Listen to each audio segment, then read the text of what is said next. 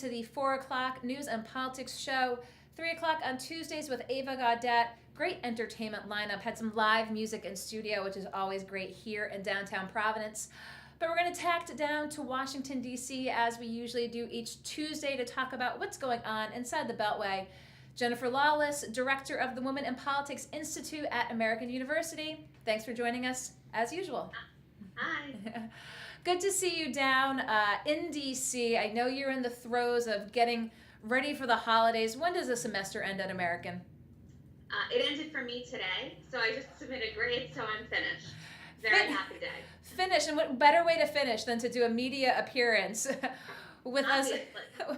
us up here in Providence to talk about what's going on down in D.C. And speaking of media appearances, I want to start off because you're often quoted in so many places.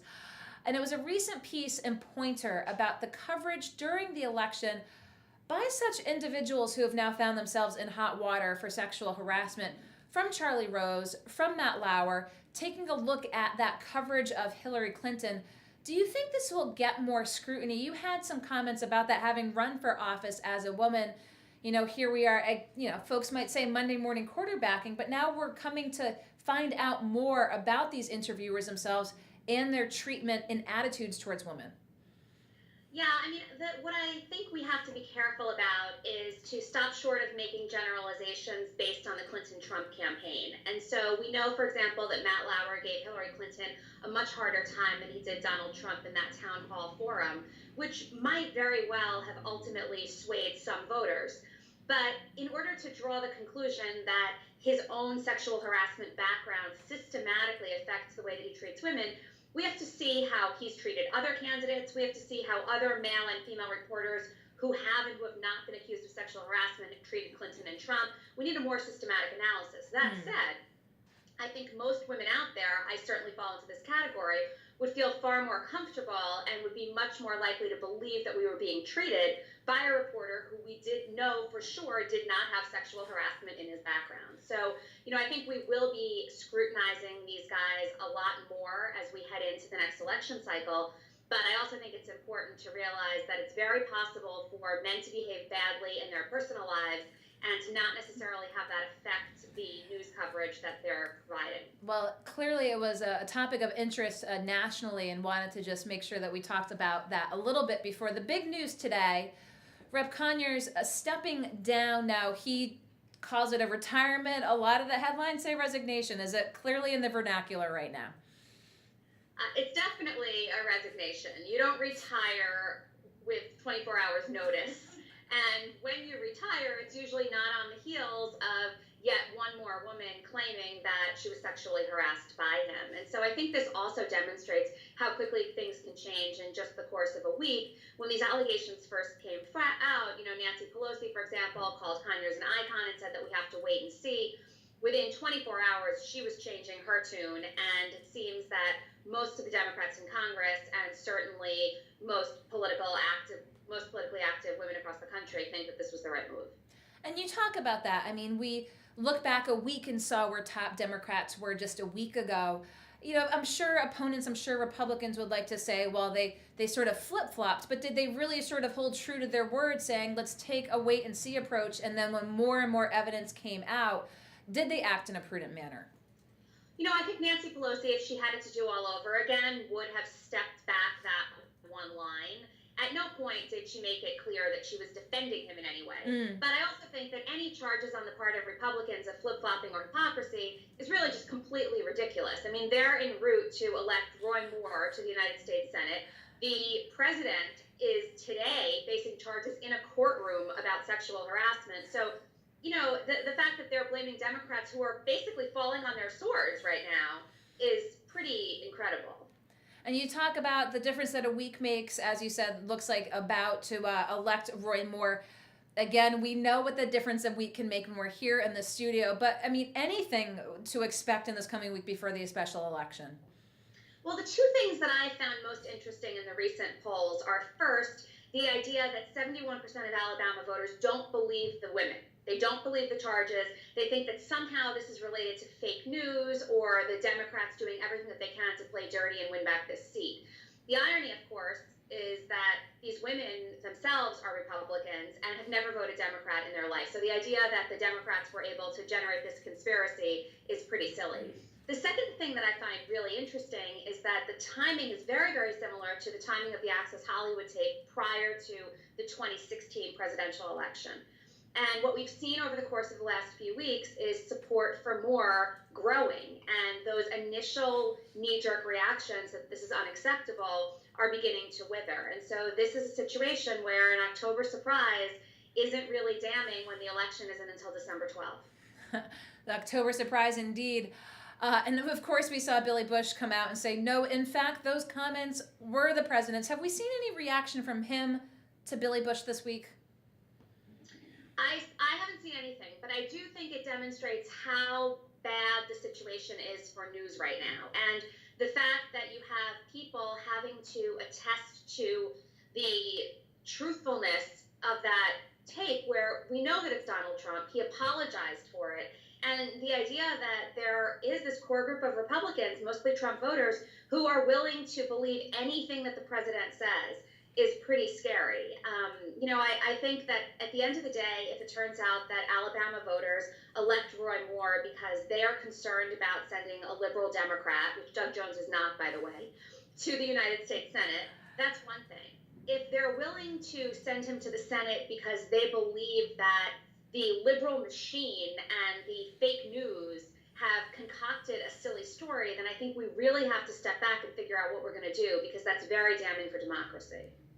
You raise a very interesting point, especially from our perspective here in the press as we look to see what happens in Alabama. But let's get back to what's going on inside the Beltway and talk about the sort of post-tax bill reactions and sort of implications for 18. I mean, this was sort of the focus, if you will, that so much was not being achieved on the Hill this year. And, some folks call it obviously an achievement, and some, continue to have a major opposition to it.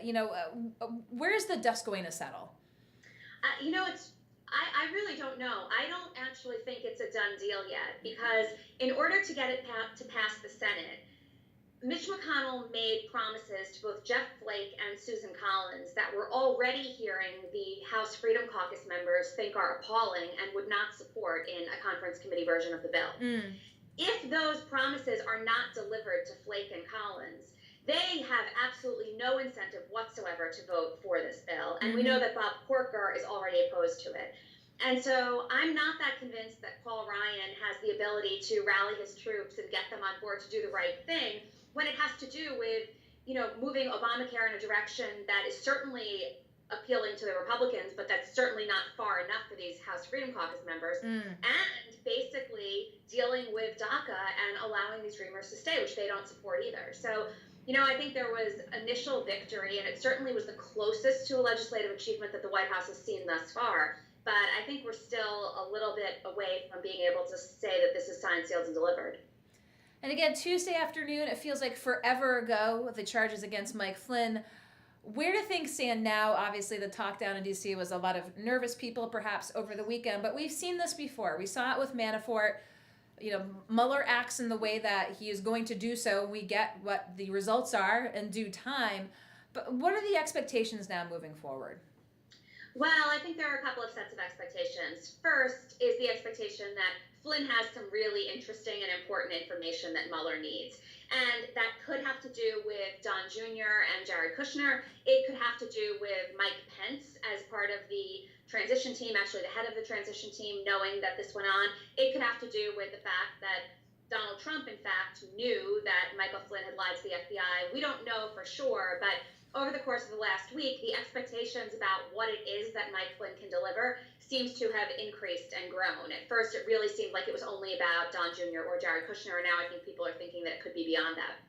The second thing that this investigation has highlighted is that people that are very, very close to the president, and Mike Flynn, who's one of the only people that the president has actually been loyal to, are at the end of the day going to save themselves and not Donald Trump. And that's got to be pretty unsettling for the White House.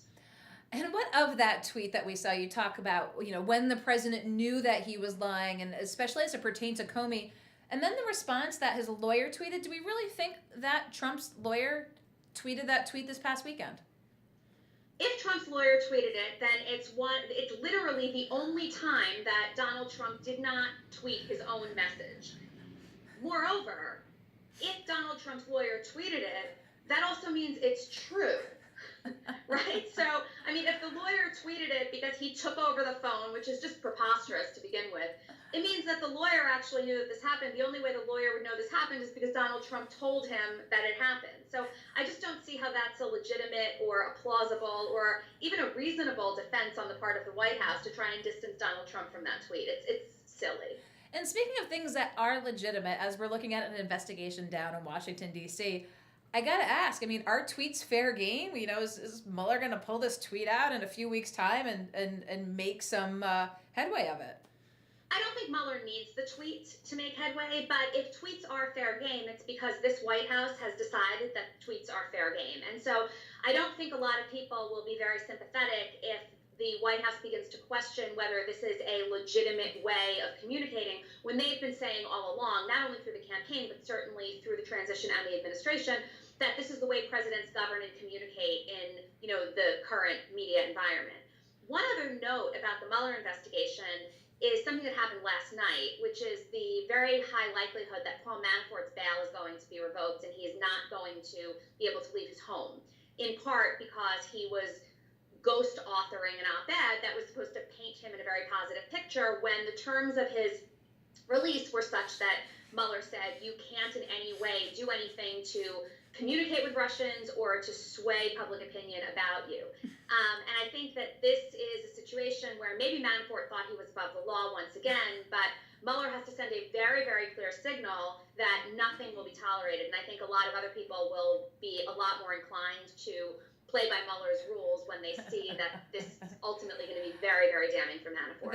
That Mueller is in fact serious when he says these types of things. You have to wonder, like anything else, if someone does something, did Manafort think he was going to get away with it? You don't know. You'd think that when you're in the middle of an investigation and when you've been indicted, that you'd be a little more careful. I'd err on the side of assuming you're not going to get away with it, but that's just me, and I haven't been indicted. Well, we'll see moving forward. I know that you're busy down there with some things going on. We always appreciate being able to check in. But what of the rest of December? Of course, again, conference on the tax bill. But what else are we keeping an eye on? Conference on the tax bill, obviously. New indictments. I wouldn't be surprised if every week for the next couple of weeks we get a little bit more information. And the one other thing I would really focus on is the revisiting of healthcare, because it's kind of going to be key to the tax reform bill, in that Susan Collins was made promises regarding Medicaid expansion. And so I wouldn't be surprised if we wound up seeing those debates over and over again. But my bet is that at least for the next 7 days, and probably 8, because we'll be, Wednesday morning quarterbacking, it's going to be all about Roy Moore and the extent to which the president has now endorsed him, is holding an event in Pensacola, which, although it's Florida, shares a media market with Alabama, so it's basically an event in Alabama.